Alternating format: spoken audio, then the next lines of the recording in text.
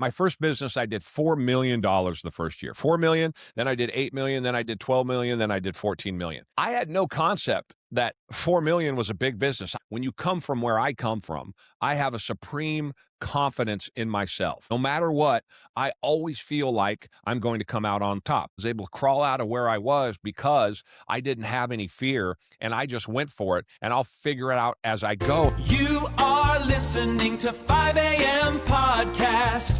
Your morning motivation starts here. Good day and welcome to the 5 a.m. podcast. I'm your host, Michael Clausen. Our guest today has redefined what it means to strive and then thrive. Jerry Brazee is a lifelong entrepreneur who has built, bought, and sold more than a dozen businesses, generating over $450 million in revenue. But his story doesn't start in a boardroom. It starts in abject poverty as number 7 of 9 children facing violence that most people only see in movies. He's been shot at, he's been stabbed, he's been beaten to within an inch of his life. He's running an 8-figure and 7-figure company while launching his latest venture, the Kronos Group, a no BS peer group of serious operators. Before we get into this raw and intense conversation, do me a quick favor, hit that like, the share, and subscribe button. It's easy for us to work together and build this community, ensuring that we keep bringing you great stories of grit, determination, and high performance. Now, let's dive in. Jerry, welcome to the 5 a.m. Michael, I appreciate you having me on. Thank you very much. Looking forward to the conversation.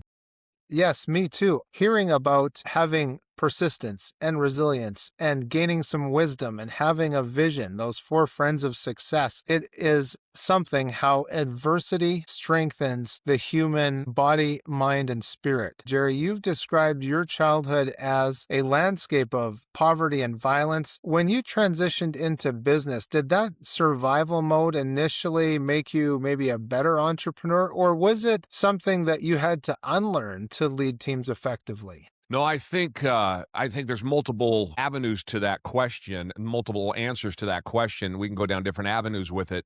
I would say that of the 10,000 odd people that I've hired in my lifetime, there is one thing that makes the best ones stand out, and that is that they have common sense and some street smarts. Now, if you have common sense and street smarts, and then you add education, which I do not have, on top of that, I think that makes it really powerful. I don't think education by itself makes it powerful the way that street smarts, common sense with education do. So in my case, I had really strong street smarts and a whole lot of common sense. And so I took that and put that to use when I became an entrepreneur. But more specifically to your question, when you've been I stole food. I have a brother that's 22 months younger than me. We used to steal food to eat as a kid, as kids, right? I'm child number 7. My parents had 6 kids. My mother did when she was 23 years old. She brought an infant home, and she had a 0-year-old, a 1, 2, 3, 4, and a 5-year-old, if you can imagine it. My dad was gone for weeks at a time, and so my mother would, had no washing machine, no dishwasher, and she's doing this. She would sleep every other day. She's doing this on her own, and so that's where I grew up. And 7 years later, then I came along, and they didn't want me to be an only child, so I have a little brother and a little sister. But all the older kids got to eat before the younger kids did, and all that kind of Lord of the Flies environment that I had growing up in the 70s.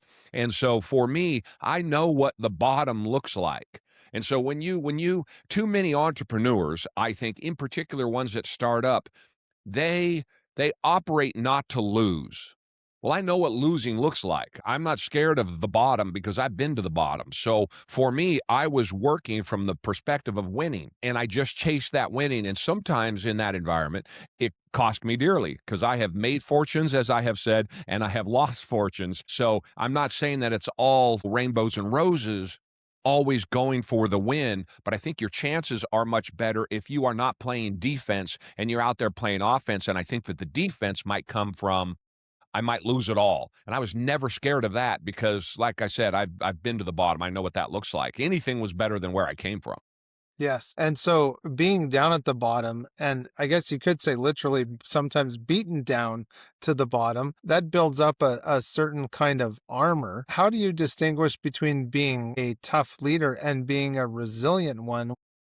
I'm lucky. I had those older brothers and sisters, and so I got to see how not to act in a way. Look, everybody messes up. I messed up as a teenager. I didn't escape it all, but I got to watch teenage pregnancies, and I got to watch drugs and alcohol and jail and all of those things and violence. And so I had a perspective on life that I don't know where I got it. I picked it up somewhere that just said that I need to be a little bit, show a little bit of humility. And when I was 14 years old, I'll tell you a story that kind of set the precedent for how I got out of the life I was living. I was 14 years old. I took money out of the bank. I had $85. I remember very clearly. I took $80 out. I got my first job as an 11-year-old. I paid taxes as an 11-year-old working in a restaurant. I've never not paid taxes since. I'm now 57 years old. So I knew the value of money. I was taking money out of the bank and I got caught. I'm a street kid. I should have known better, but I got caught. And four guys put it to me pretty good. They stole everything I had except the most important thing, which was my life. They broke a couple of ribs, broke my nose, rolled me underneath the bus stop, left me on an August day. I wake up, I got a transfer on a couple of buses, and then I have a 1.5 mile walk home. And so on that walk home, I could take you there, Portland, Oregon, going right over the Interstate 84. It's still there. There is an oversized square of sidewalk. It's still there today. As you're walking by some duplexes, and as I'm walking, now again, my nose is broken. My eyes are black. I have blood down my front. I have 2 broken ribs on the left side that still bother me to this day. And so I don't know if it was God, if it was Jimmy Cricket, if it was my conscience. I don't know what it was, but a voice said to me in that state behind me, clearly behind me and outside of my head, said to me, "Everything is your fault." Now, I thought, Michael, that it was somebody in the apartment right there yelling at me through the window. And I thought, what a strange thing to yell at a person, particularly because of the way that I looked. And I looked and there's no one there. And again, the voice said, "Everything is your fault." And I argued back. I mean, because, again, I'm delusional because I'd just been beaten within an inch of my life. And I said, "No, it's not. I didn't do anything." And the voice said, again, "If you keep doing what you're doing, you're going to be like everybody else. Everything is your responsibility." I don't know where that came from. I didn't have a pastor. I didn't have anybody giving me instruction. I didn't have a mentor. I didn't have anybody. When I was 17 years old, a couple of years later, I was living on the street with hookers and heroin addicts in a $25 a week flop house. So, I mean, I was as far removed from any kind of stable advice that somebody might give you. 6 months earlier, my older sister died on her 21st birthday. 3 months earlier, I got a virus that ate the retina in my right eye. I'm blind in my right eye. I almost lost the vision in my left eye. I mean, I'm at the lowest point you can be as a 14-year-old, and yet this voice says to me, "Everything is your fault." Now, I'd love to tell you that took right away, and I hockey stick out of it, and it was fantastic. That's not reality, not even close. As I said, I was living on the streets as a street kid for a few years. But the reality was that I knew how to work, and that stuck in my head until I was 28 years old and my son was born, and I was ready to go become an entrepreneur and start a business, and I had an opportunity. And so it kind of coalesced everything together 14 years later at 28 years old after I had lived some life and gained some experience. And so everything is my fault. So how does that answer your question? Long-winded response to your question, which is that it gave me a perspective, what everything being my fault, taking responsibility for everything that happens to me, not giving power to anyone else. When you're poor on the streets, when you're struggling and you're trying to come up, it is easy to blame everybody else for everything that happens to you. Not only is it easy for you to do it, but everyone in your community does it. I come from generational institutional poverty. Your parents do it. Their parents do it. I never met my grandparents or my aunts or uncles or any of that, but you get my point, right? Everybody around you is poor, and they're blaming somebody back east, right, for all of their responsibility. Somebody up the chain caused their problems, and they don't want you to escape. When you're poor, other poor people don't want you to get out, because if they get out, if you get out, they lose the identity that is, I am not who I am because of anything I've done. I am who I am because of other things that have happened to me and other things that have been done to me. Wait a minute. There goes Jerry. He lived the same life I did. He grew up the same way I did, right? He had the same experiences I did, and yet he got out. Now I have to look at myself.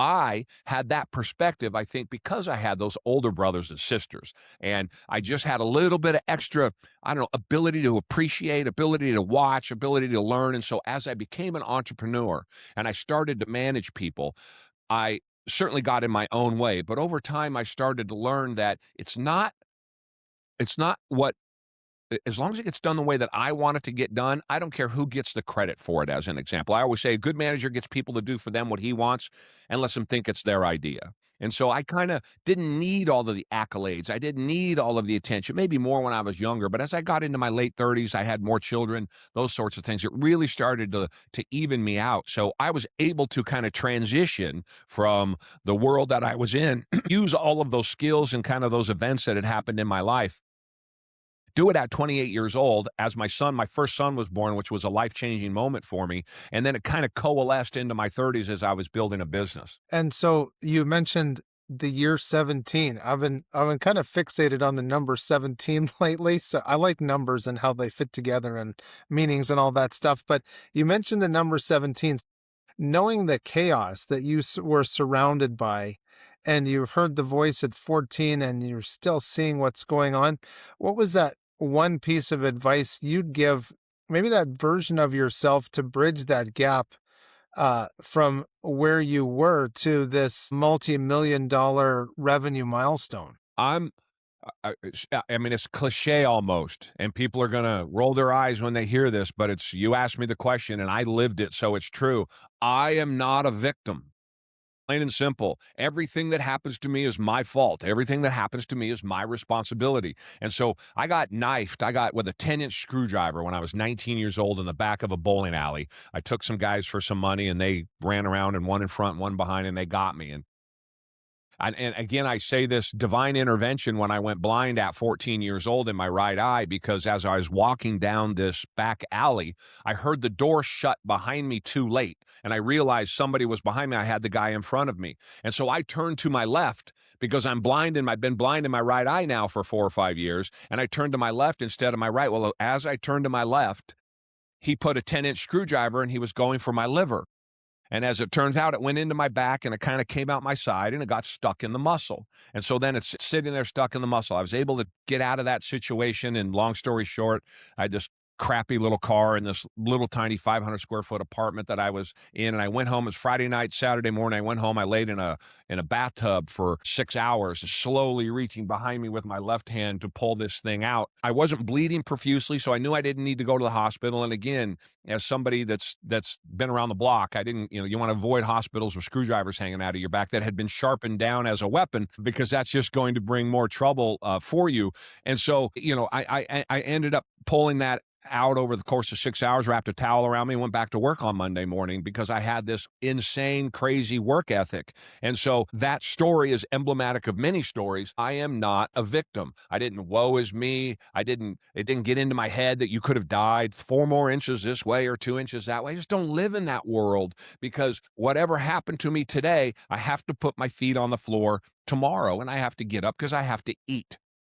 Going to work at 11 years old, I got a club sandwich at the end of the day. I'll never forget it. A club sandwich. I mean, I never ate at a first restaurant I ever ate on was the job I worked at, right? And I got my own meal. I earned my own meal. I'd have worked all day for that meal, by the way. And a club sandwich, they cut it in 4s and then they put the French fries in the middle of it. And here I had this giant stack of fries.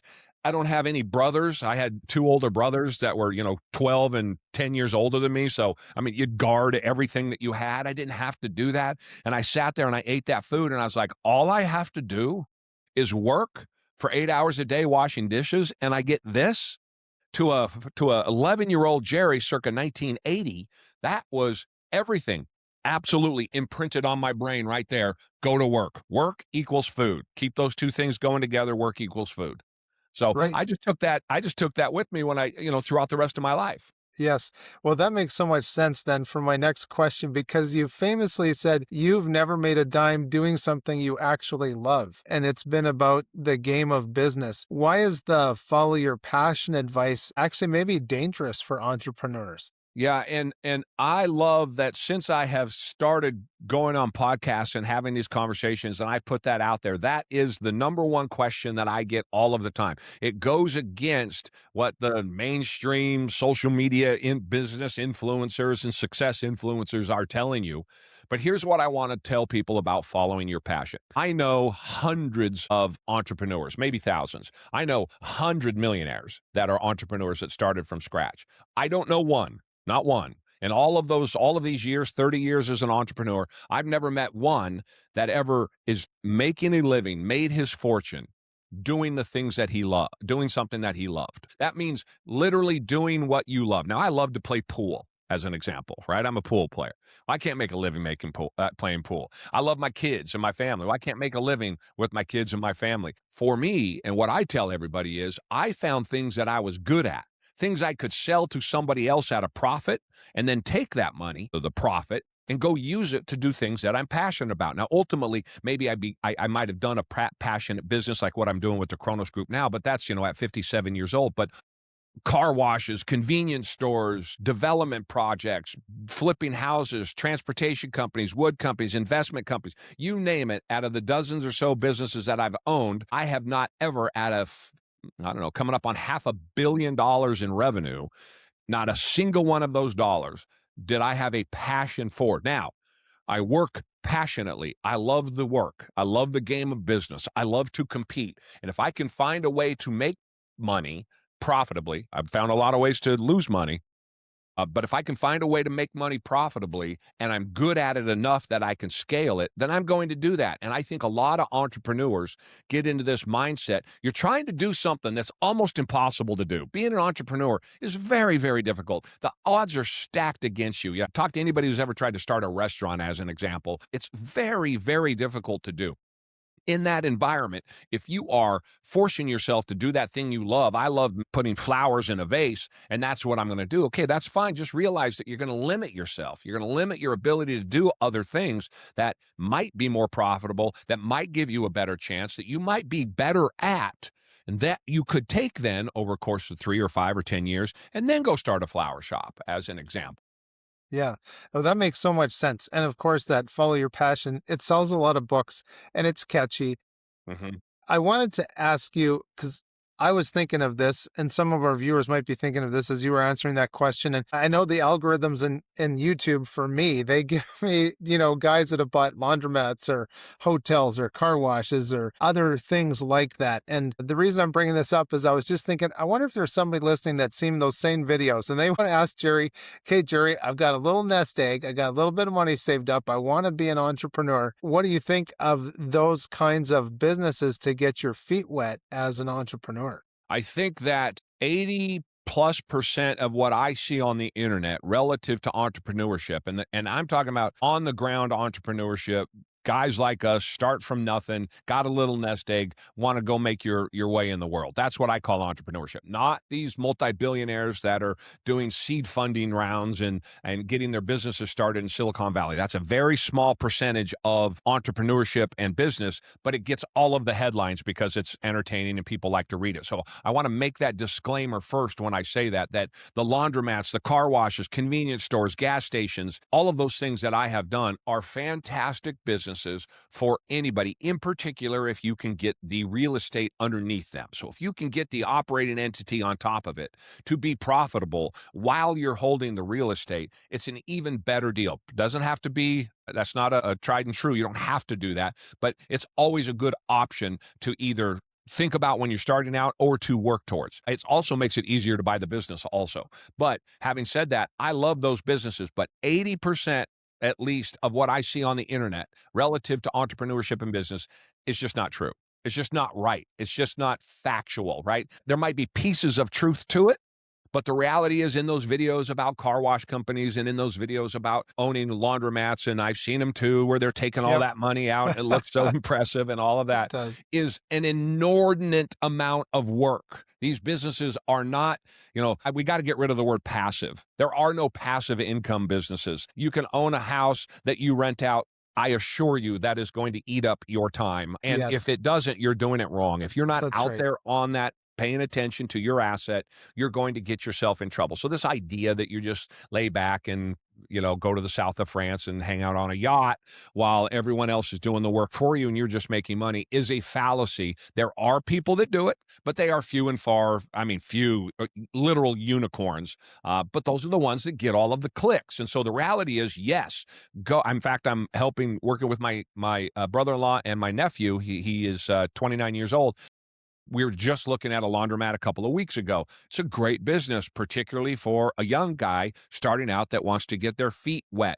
I'll qualify feet wet because it's a lot of work. All of these things are a lot of work, but those are really good businesses. I like car washes. I like laundromats. I like convenience stores. I like gas stations, but like anything, they are work. I like those a lot more than I like restaurants, something of that nature, right? We all go start restaurants because everybody can cook, but stay as far away from restaurants as humanly possible would be my advice. But to answer your question, I guess, more succinctly, I love those businesses, and that's a great way to start. Just don't look at it as a passive investment or something you're just going to be able to retire on and not spend any money on or spend any time at, because it's going to eat up an inordinate amount of your time. Yes. And anything of value does. We've got that time, talent, and treasure. It's got to go somewhere to give a return. Now, I had mentioned that I love numbers. I love how they fit together, the meanings, but I also love the history behind words, entomology. I think that's what it's called. And I was looking at the word entrepreneur, and I found this obscure French reference. It almost made it sound like entrepreneur means to enter before the fear. And can you talk a little bit about the mind over matter, the mind over emotions that it takes to be a successful entrepreneur and enter in before the fear? Yeah, that's a great question. The fear part is what stops everybody from doing it. So my background lent itself, I guess, to go back to one of your earlier questions, lent itself to becoming an entrepreneur. When my first business, I did $4 million the first year. 4 million, then I did 8 million, then I did 12 million, then I did 14 million. I had no concept that 4 million was a big business. I didn't have any idea back in I know it's been 30 years ago. I didn't have any idea that doing $4 million was, 10 times the size of the average small business in the United States. I just thought everybody did it. So I didn't have any fear, because where I had come from and where I was going was it seemed like a natural progression. If I failed at that, I'll go just go get another job, and I'll work that job and I'll figure out what I'm going to do. So I guess I was kind of born to do it in the context that I had gone through so much as a child that it just seemed like a natural move, and risk tolerance from the experiences I had growing up certainly lent itself to me jumping out and going out on my own. Also, when you come from where I come from, I have a supreme confidence in myself. No matter what, I always feel like I'm going to come out on top. Now, that has cost me dearly. I have cost myself more money with that approach than I've probably made. But the reality is I was able to crawl out of where I was because I didn't have any fear, and I just went for it, and I'll figure it out as I go. And for an entrepreneur, you got to burn the ships. There's a billion entrepreneurs out there, wannabes, that never did anything because they're waiting for that perfect time. This is where Dave Ramsey and I disagree 1,000%, which is you're never going to get anywhere when you're young at 30, 40, or 50 years old if you follow his advice. Now, when you retire at 65, I'm sure you're going to be doing just fine. And that's good. And that is good for a large majority of the people. Most people should not be entrepreneurs. Being an entrepreneur is very, very difficult, and most people aren't born for it. But I will say that I see more entrepreneurship capabilities in people than most people see in themselves. We are all capable of doing so much more than we do, but we hold ourselves back because it's convenient and it's easy, and everyone else talks the same way and everybody else looks the same way. When I was 28 years old, I had my second epiphany that changed my life, which I was sitting at my desk, and a voice this time in my head, not nearly as dramatic. I was just sitting at my desk. A company approached me about starting a business with them, leaving the one I had been growing, working for somebody else and starting a new one. And they sent me a pro forma, and I didn't know what that was. I didn't know what a P&L was. I didn't know what a balance sheet was. I knew how to run these big operations. I had no idea about the financial side of it. And so I was staring at it. And as I was staring at it, I had a brand new son at home. He was 3 or 4 months old, and all of a sudden, boom, again, in my head, Jiminy Cricket God, my conscience jumps back up and says, this is amazing how many times I had 50-year-old men working for me. I was 28 years old. I was the king of the block. I had people approaching me to start a new business. I had trained everybody in the city and in Oregon and Washington damn near for the job that I was really good operationally. And the voice said, shut up and listen. I mean, here I am again, 14 years later, not as dramatic, not outside my head, just inside my head. Shut up and listen. I'm sitting there looking at this. And I'm looking around, and here's all these people. It said, you're going to be doing the same thing when you're 50 if you don't shut up and listen. Let me tell you, Michael, right there, within a month, I dropped all of the friends I had grown up with, because all the friends I had grown up with, we had one thing we did. We talked sports, we watched sports, we argued about sports, we drank and ate while talking and watching and arguing and playing sports. Our entire lives were revolving around sports. Why?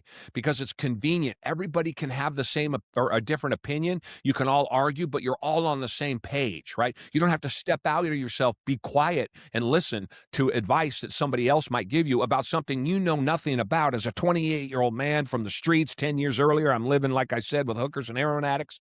You couldn't tell me anything. And that voice in my head said, shut up and listen. And so I took that literally, and I got rid of all of those friends that I had grown up with, and I moved to finding my first friend that I gained after that was an architect. I met him playing basketball.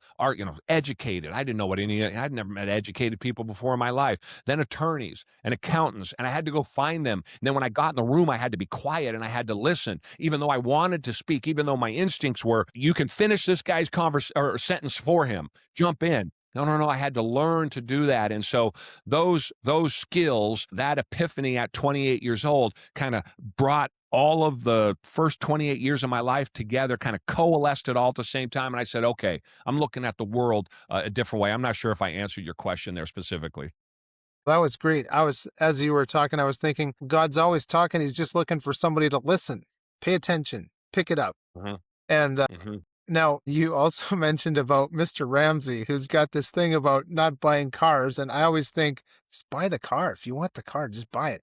And then, of course, if you're in business, they become a tax write-off. But if business is the vehicle and not the destination, how do you prevent yourself maybe from getting, we could say, carpooled by a company that no longer serves your family's goals? Let me go back. Hold that question for just 1 second, if we could. Okay. Let's go back to something that you said there, because it's important. When I started my company in 99, it failed, and I had to start it again in 2000. And in 2003 or 4, Ford said that they're going to build the Ford GT 40, essentially the Ford GT. Now, Yes. in 2001, I had a business that was doing $8 million a year, and I was refereeing basketball games 4 or 5 days a week, 30, 40 games a week, just to pay the bills, because it wasn't making any money. So, I was working both ends. I was recently removed from the streets. So I had no concept, no ability to even think about buying a car like that. And I said to a couple of my brothers that were working for me at the time, and a couple of my buddies that had been with me for years, and I said, I'm going to buy one of those when it comes out in 2005. Now, again, that was a $160,000 car. Might as well have been a $10 million car, but I was no closer to buying it. But I said, that's what I'm going to do. And Michael, I put my head down and I thought about that every single day. So much so that in 2005, not only did I buy that one, but I bought a CLS 55 AMG Rentec upgraded Mercedes-Benz for $125,000. So that year, I spent almost $400,000, $325,000 on cars in 2005. Not specifically because I set my mind to it, but that was the catalyst. So I say to people, and people have taken my advice over the years, Jerry, I can't afford that house. Go buy it. Go buy it, because you're leveling up.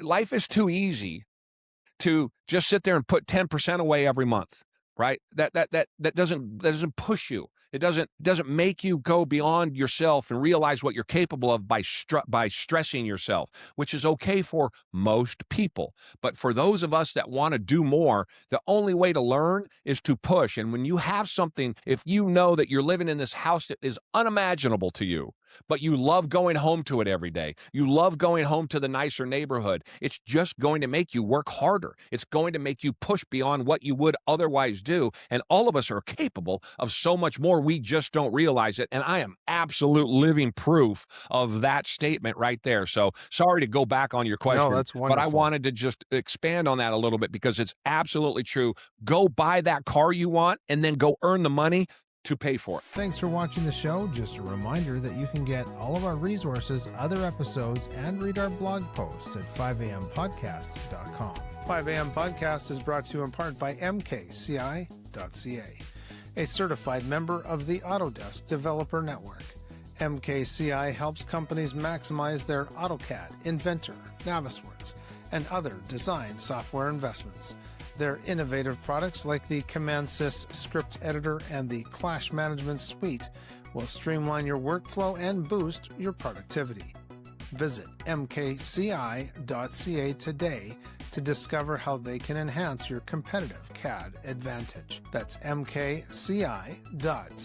Thank you for your support of 5am Podcast. Jerry, what a great conversation. Let's get back into this business as a vehicle and not the destination. So I think that it kind of goes back to my not follow your passion and Right. do what you can do to make money. And that's 100% true. The vehicle that is the business. Look, for me, my son was born at 28 years old. I was never going to have children. I come from this background, right? So I wasn't going to, and I'd seen my older brothers and sisters who all got pregnant as teenagers, and I saw what their kids were doing, and I was able to observe this. And I'm 28 years old, and I wasn't going to have kids, and I met my wife. And my wife, all she wanted to do was have babies, and I had never met a woman like that all she wanted to do was have babies. And so all of a sudden, I'm like, wait, she'll stay home with the kids. I should have had 6. And I only had 3. And that was a mistake that we both regret to this day. But she's 4 years younger than me, so she would have done just fine. She would have just done just fine doing that. But so I have this background, and my son was born at 28 years old. Now, one second my wife is pregnant. The next second, anybody who's had babies knows how this works, my wife is no longer pregnant, right? That minute, that second that my son dropped out, Michael, my life changed. I saw the world through a completely different set of eyes, a set of eyes that is only attainable by having children. You cannot manufacture it. You can't drink a drink that will get you here. You can't have experiences with pets throughout your life that will bring you anywhere near the realization that what having children will do to you, for sure to the mothers. In particular, I'm talking about the fathers. It woke me up in a way that I didn't recognize the person that I was. I didn't recognize that I had the ability that I want. And I didn't even know what those abilities were. I just knew I had to go crack an atom. I had to go rip the world in half. I had to go pillage and destroy and crush. I had to leave the cave. I always say I'm a caveman, right? I had to leave the comfort of the cave willingly, happily, and go out and brave the deep grass. Something might get a hold of me. Right? I had to go walk through the forest. Something might grab me from up above, right? And I'm going to grab that pterodactyl and I'm going to drag it back to the cave because that child is going to get fed. So this idea that for me, I needed to go start a business and change my life, it really wasn't about that. For me, what lit it on fire was that I had a son and a wife at home, and I'll be damned if they were going to have a life anywhere near the one that I had. And I was going to move heaven and earth to make sure that happened. And then my daughter was born 2 years later, and my second son was born 2 years after that. And really, then I was off and running. And this idea that Jerry, safe spaces and you need time out and going in, you need your own time, and you're starting entrepreneur, and you don't want to put all the hours in, just 8 hours a day and then go home. All of it's just not true. It's just not reality. Children need quality time. They don't need quantity time. All of those things that I was told turned out not to be true. And there's so many things that I see in social media today about, the dad crying in his car out front before he walks in because the day's been so hard and nobody appreciates him. Yes, that is the basis of who we are as men, as human men. Our job is to go out willingly, happily, and sacrifice for our kids and come home injured and beat down and do it all over. Can't wait to get up tomorrow so I can go kill the next thing, drag it back to the cave, and feed my children again. There's no greater thing in the world that I could have done. I didn't realize that till he was born. The best success advice I can give any young man today is go have children. It's not get education. It's not get experience. It's go have children, because that will push you in a way that nothing else will. You won't recognize yourself. So to answer your question, I guess, again, specifically is, for me, it was all about children, my family, my life, and my responsibility woke up the second my son was born, and I didn't recognize I had a purpose. I had a purpose to live, and that was to make sure that my children are fantastic. They're all in their 20s now. I got 2 of them in the military. My daughter, I see her every single day. It just could not be better. It was the greatest thing I could ever do, and I just take that now, because anything I do now is going to benefit my grandchildren in the future, because I'm a caveman, and my job is to provide. That's right. Well, as you're talking, I'm thinking about Plato's allegory of the cave. And ladies and gentlemen, Jerry, I don't know if you've read that, but what a wonderful allegory of those prisoners chained in an underground cave since birth, just facing this blank wall. And behind them a fire burns, and between the fire and the prisoners, people walk and carry objects, and there's shadows cast on the wall. But then somebody finds out there's an entrance to the cave, and they get unchained, and they leave, and they come back and try and tell people, hey, there's a whole world out here. We're just watching shadows. There's actually a sun out there. What a wonderful, encouraging conversation this has been so far, Jerry. And I realized that idea that you're talking about of it's okay to cry, man. It's okay to be hurt. It's okay, because you realize you've been out in the real world, and now you're coming back to the cave, bringing the truth and bringing the resources. And somebody told me once, a man never plants a tree for himself. He plants it for the next 4 generations. Mm-hmm. And we're horticulturalists in our family. We've got a nice garden-like yard. And a few years ago, my wife and I planted a couple cherry trees because we had some space. And wouldn't you know it, the house is sold. We moved on to another house. Well, somebody somewhere is going to partake of those cherries one day. Yeah.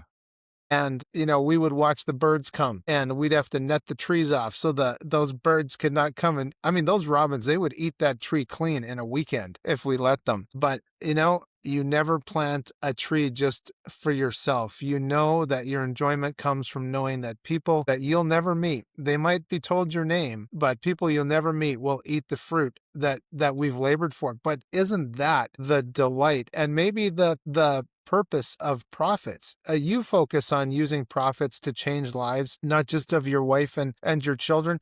How do you maintain that clarity when that ego-driven world that we're in, and that the scaling and your why and those things, they could start calling to you? How do you remain focused on what you want and your North Star, let's say? It's easy to get, no one is perfect. And this is, again, back to our social media. 80% of what I see isn't true about entrepreneurship.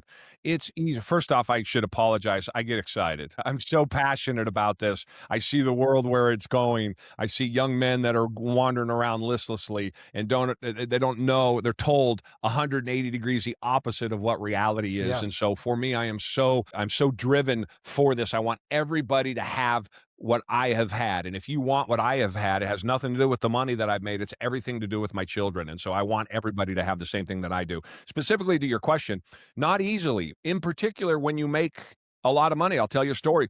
It's easy to get lost in yourself. The best months I ever had, I was making about $250,000 a month in profit. And I got approached by another company to buy them. Now, the CEO group that I belonged to at the time, the peer group, like the Kronos group that I've just recently started, was telling me don't do it. It was too complex. The financials were too complex. The business was bigger than what I was used to buying.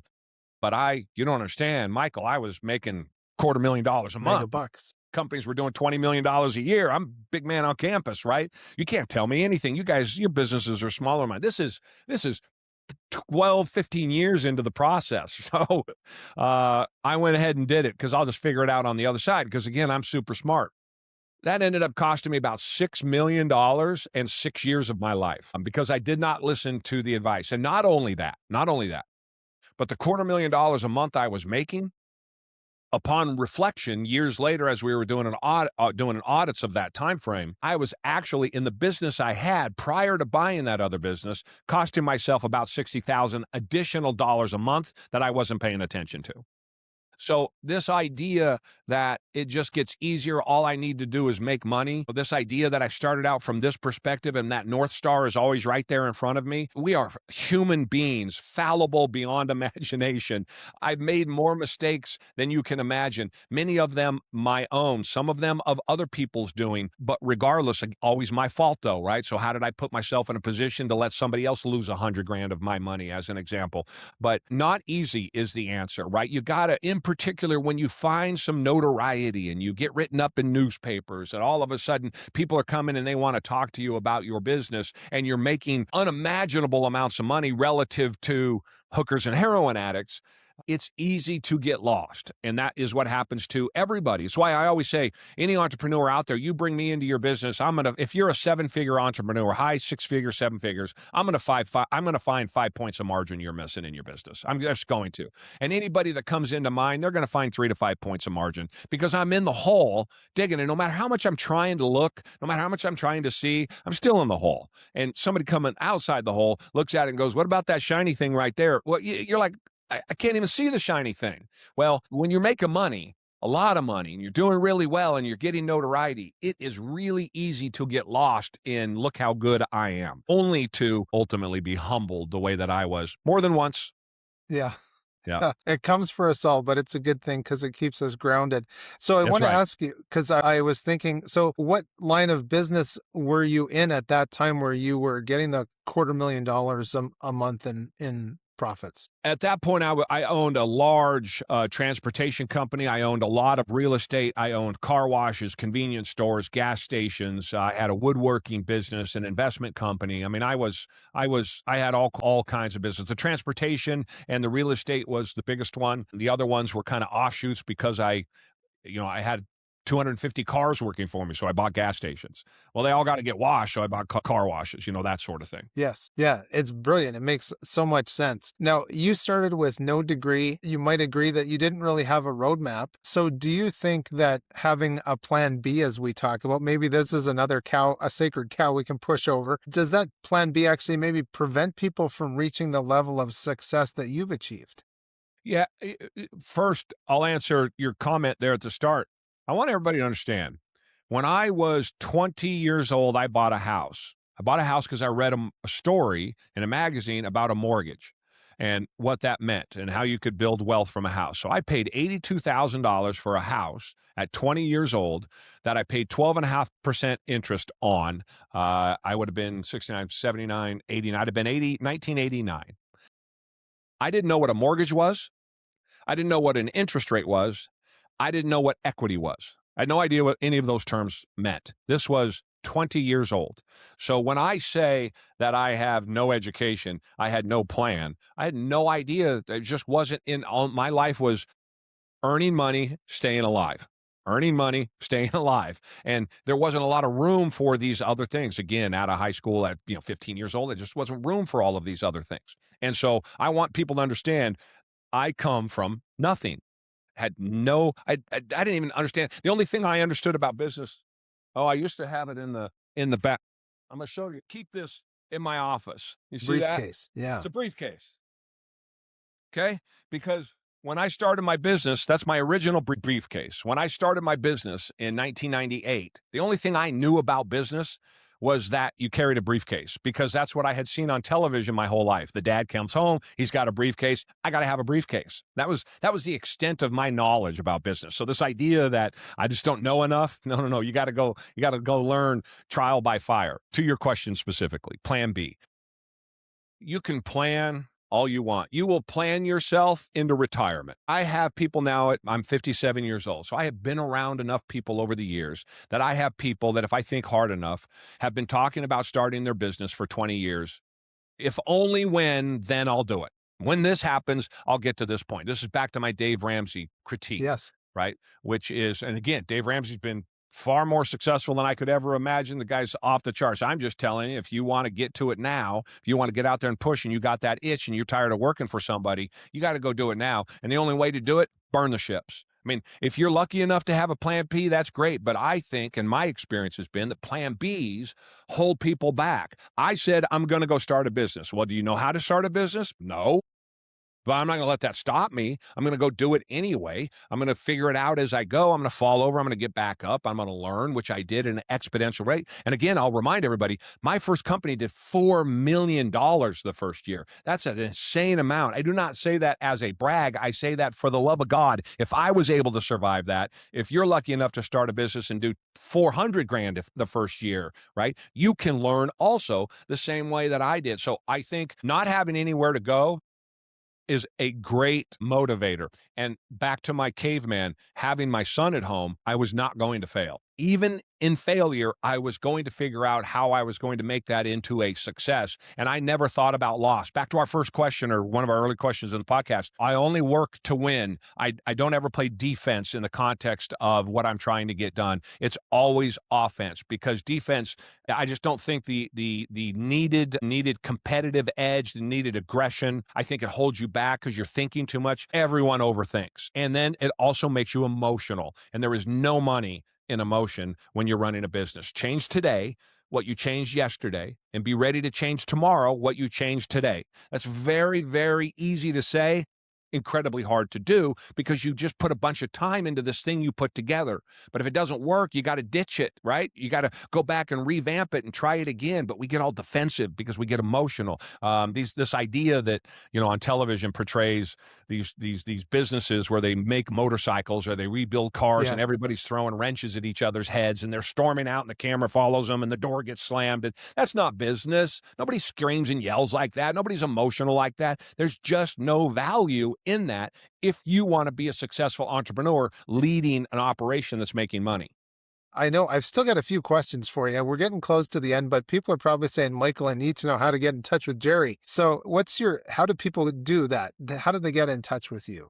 So when I was 30 years old, so I'm doing $8 million a year. I'm not making any money. I have no idea what I'm doing. I'm refereeing basketball games 4 nights a week just to keep my lights on at my house. And a guy walks in the door. He's about 65, and he was a retired Fortune 500 CEO. And he started what was known as a mastermind group in those days. The definition of it has changed so much. It's more of a peer group today. And that is, he sits down in my office. He had seen an article I had been in because I had my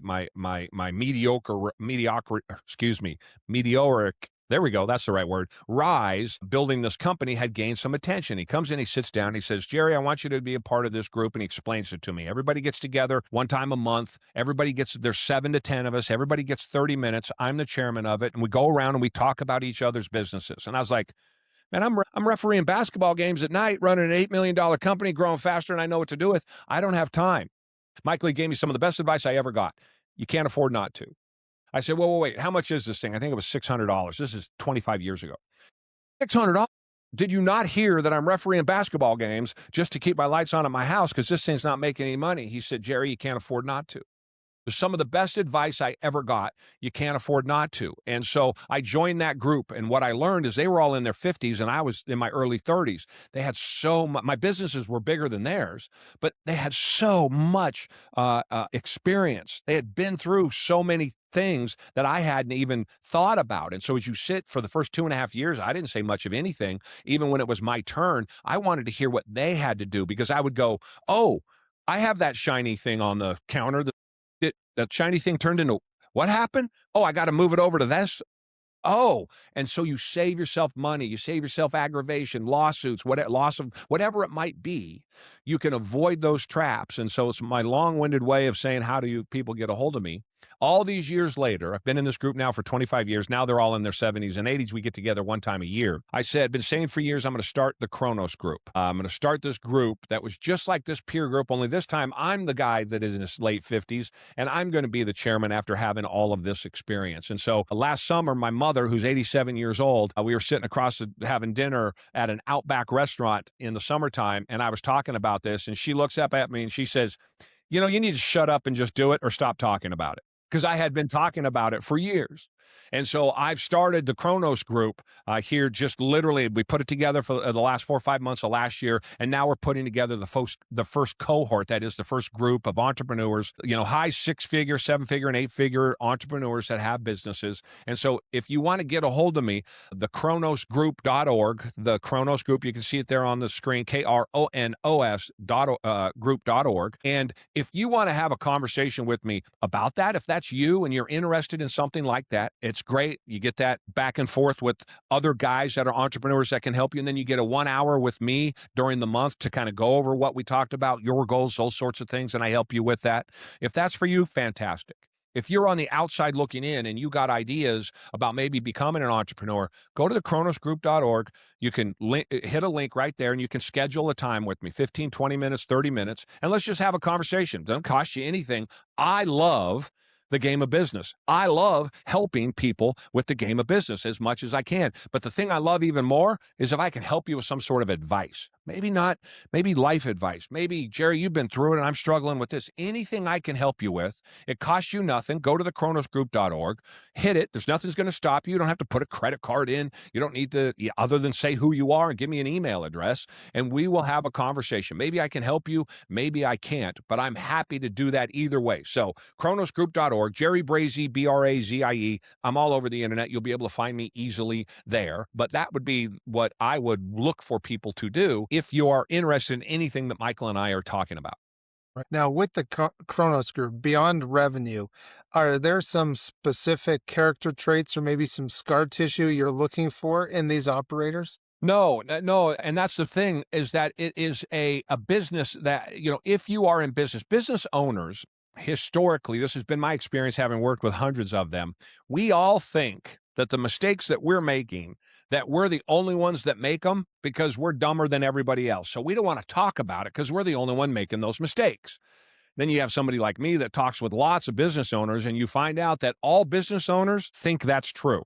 So every business owner is making largely the same kind of mistakes. They're doing the same sort of things, but they don't want to talk about it because they think that they're the only ones doing it. Back to social media, kind of giving it this view of what business looks like, which is not anywhere near reality. So it's just business. If you're successful in business, you need to belong to a group, period. My group, somebody else's group. You need a mentor. You need somebody, as someone who has had the kind of business success that we've talked about here. The more help I had, it didn't stop me from losing $6 million in 6 years, but it could have, had I listened to it.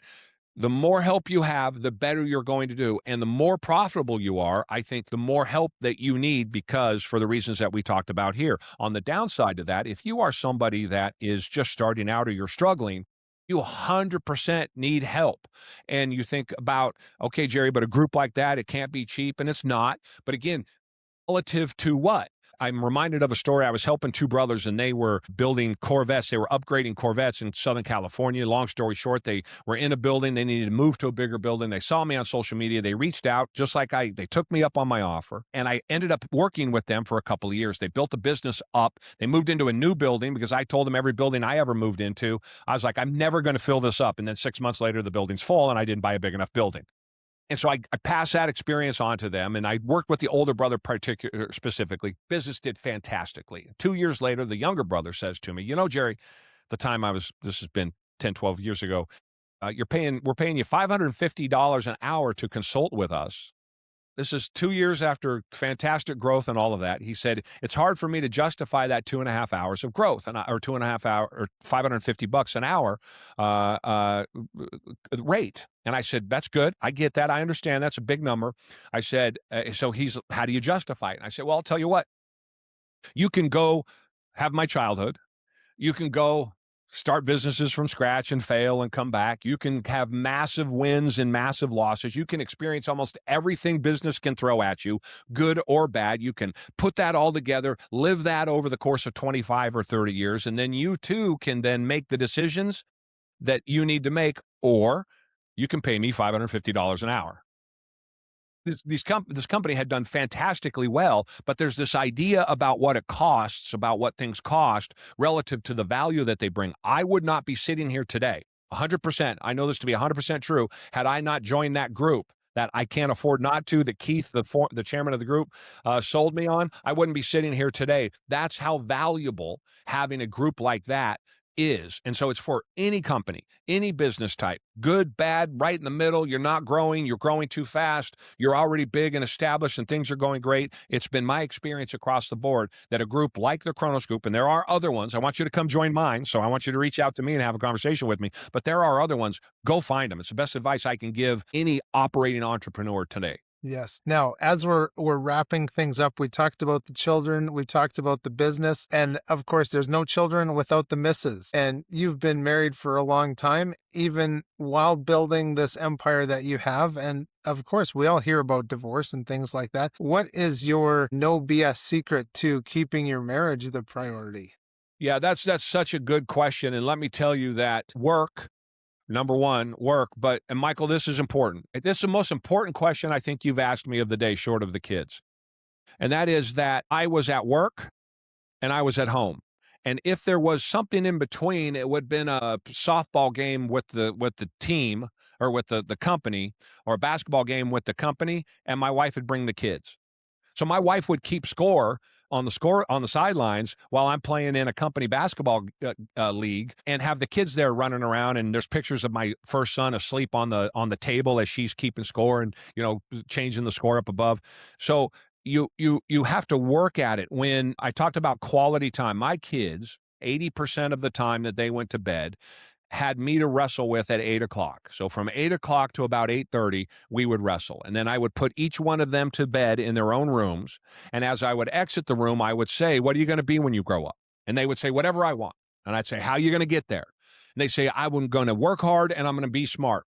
They heard that every 80% of their lives. If I was in town, I would leave the company, I would go home and put my kids to bed, and I would go back to work. If there was a softball game, I coached, or if there was t-ball, I coached it. I would leave work, I would go coach, I would go home, we would get the snack afterwards and go to the restaurant afterwards and make a big deal out of it, and it'd be a fantastic 3 or 4 hours, and then I'd go back to work for a couple of more hours. I didn't sit in front of the television. It was quality time across the board. And if my children were sitting here right now and you asked them that question, what Dad tell you when you went to bed? Of course they remember it, and they're all in their mid-20s now. So the point is, it takes hard work. My wife would bring the kids if I couldn't leave the office. Some of the best memories I had when I was growing that business, as hard as it was, and I was stressed out and just pushing, she would bring them down to me and unload their bikes, and she'd make peanut butter and jelly sandwiches and orange juice, and she'd bring it in. We'd sit on the stoops of my office building, and they'd ride their bikes because it's 7 o'clock at night in the empty parking lot, and I'd get to, "Why, Daddy, look at me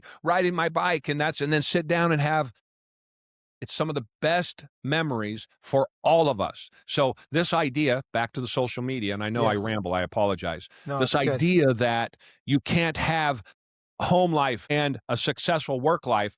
I did it 15, 18 hours a day for 10 to 15 years while my kids were being raised, but I wasn't ever sitting on the couch watching television. It was all quality time. We have this idea they need quantity time. I'm off all day on Saturday because I have to spend time with my kids. You're a liar. You're a hypocrite. You're not spending that amount of time with your kids. You have to be accountable to yourself. You know you're not, and I know you're not. The reality is find the time. I've been married now, coming up on 29 years. We're zeroing in. We've been together for 31 years, and it has been a roller coaster, just like my life is. But the older we get, the closer we become. The more I love her, the more she loves me, and we have all of those experiences in our background to lean on. She was an absolute integral part of my success because my job was leaving the cave. Her job was making sure the cave was taken care of. And the two of us made it work. No drama. And that's the last piece of advice I'll say. She promised me no drama when I came home, and I promised not to bring any drama home. And so we didn't ever have any drama. And it's just been a fantastic pairing. And like I said, my kids speak for themselves. I have 2 in the military. They all moved down here to Tennessee with me 6 years ago when we moved down here from Oregon. And I just could not be. They are absolutely the greatest thing I have ever done in my life. And there's no second place. Forget about all this other. It's meaningless. All the business stuff. It's just meaningless relative to my family and my kids. Well, Jerry, thank you for the transparency. It's rare to find someone who's done nearly $500 million in revenue and is still willing to talk about the stabbings and the failures. So thank you so much for being on 5am Podcast. Absolutely. I appreciate you having me on, Michael. Thank you. It's been great. Now, ladies and gentlemen, for those of you listening, and you are serious operators, you're in the trenches, you're tired of the fluff and that hustle culture and those different theories, you need to get in the right room. And maybe you're thinking this might be the shut up and take my money kind of moment and conversation that we've been having. Jerry's building something special with the Kronos Group. He didn't ask me to say that. That's I just out of the goodwill in my heart. It's curated and it's built for community, for real builders. So if you want that level of accountability, if you want that blind spot feedback, head over to thekronosgroup.org and see if you're a right fit for their vetting process. That web address again, and it'll be in the show notes, thekronosgroup.org. Please seize your days, ladies and gentlemen. Enjoy those sunrises and those sunsets and all the beautiful adventures in between. I'm Michael Clausen. We'll see you next time on the 5am podcast. Thanks for watching the show. Just a reminder that you can get all of our resources, other episodes, and read our blog posts at 5ampodcast.com. 5am Podcast is brought to you in part by mkci.ca, a certified member of the Autodesk Developer Network. MKCI helps companies maximize their AutoCAD, Inventor, Navisworks, and other design software investments.